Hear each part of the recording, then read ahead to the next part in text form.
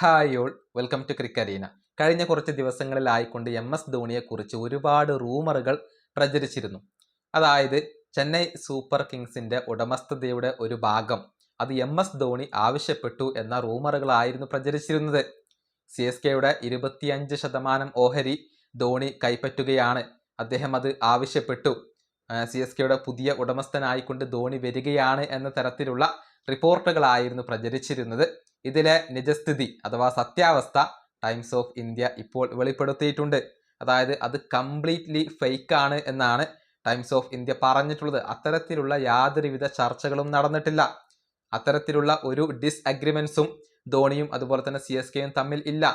ഉടമസ്ഥ കൈമാറ്റവുമായി ബന്ധപ്പെട്ട ഒന്നും തന്നെ നടന്നിട്ടില്ല. ചർച്ചകൾ ഒന്നും തന്നെ നടന്നിട്ടില്ല. ഇത് ഫേക്കാണ്. ധോണി ചെന്നൈ സൂപ്പർ കിങ്സിന്റെ ഓഹരികൾ വാങ്ങാൻ ഉദ്ദേശിക്കുന്നില്ല. അത് ഡിമാൻഡ് ചെയ്തിട്ടില്ല. CSKയുടെ ഉടമസ്ഥനാവാൻ നിലവിൽ ധോണിക്ക് പ്ലാനുകൾ ഒന്നും ഇല്ല എന്നാണ് ടൈംസ് ഓഫ് ഇന്ത്യ റിപ്പോർട്ട് ചെയ്തിട്ടുള്ളത്. നിലവിൽ ധോണി ചെയ്യുന്ന പ്രവൃത്തി എന്തെന്നാൽ CSKക്ക് വേണ്ടി ഒരു പുതിയ ഹെഡ് കോച്ചിനെ നിയമിക്കുക എന്നുള്ളതാണ്. അതിൻ്റെ ഒരു ചുമതല ധോണിക്കാണ് ഇപ്പോൾ ലഭിച്ചിട്ടുള്ളത്. ഒരു വിദേശ പരിശീലകനെ കണ്ടെത്തുന്ന തിരക്കിലാണ് ഇപ്പോൾ ധോണി ഉള്ളത്.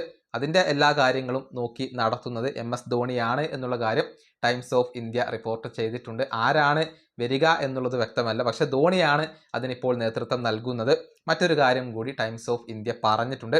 അതായത് അടുത്ത സീസണിൽ ധോണി ഒരു താരമായിക്കൊണ്ടാണ് ഉണ്ടാവുക, അതല്ലെങ്കിൽ മറ്റേതെങ്കിലും റോളിലാണോ ഉണ്ടാവുക എന്ന കാര്യത്തിൽ ചെന്നൈ സൂപ്പർ കിങ്സിന് ഇപ്പോഴും ഒരു കൺഫർമേഷൻ അദ്ദേഹം നൽകിയിട്ടില്ല. അതായത് CSKയിൽ അടുത്ത സീസണിൽ കളിക്കുമോ അതല്ലെങ്കിൽ മറ്റേതെങ്കിലും റോളിലായിരിക്കുമോ ഉണ്ടാവുക എന്ന കാര്യത്തിൽ ധോണി ഇതുവരെ തീരുമാനങ്ങൾ ഒന്നും എടുത്തിട്ടില്ല എന്നാണ് ടൈംസ് ഓഫ് ഇന്ത്യ റിപ്പോർട്ട് ചെയ്തിട്ടുള്ളത്. ഇത്രയും അപ്ഡേറ്റുകളാണ് ധോണിയുമായി ബന്ധപ്പെട്ടുകൊണ്ട് അവരിപ്പോൾ നൽകിയിട്ടുള്ളത്. ഈ വീഡിയോ അവസാനിപ്പിക്കുന്നു. അടുത്തൊരു വീണ്ടും കാണാം.